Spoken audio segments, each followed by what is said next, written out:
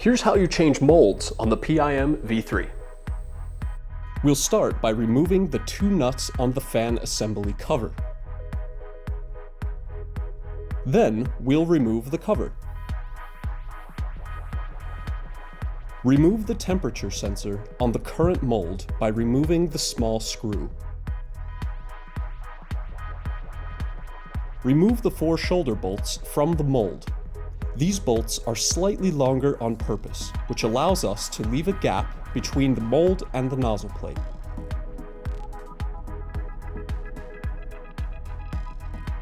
Loosen the mold claw bolts.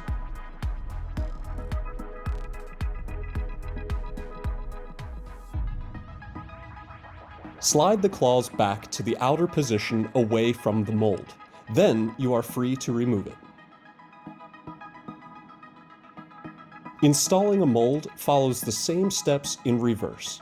Push the claws all the way into the grooves, then finger tighten the bolts on both sides. Tighten once aligned.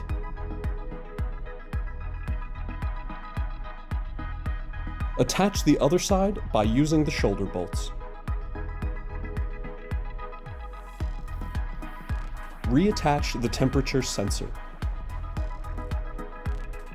Finally, we'll put the fan assembly cover back on, and we can proceed with our homing and part-making process. Prototypes, production runs, and anything in between. If you can mold it, you can make it.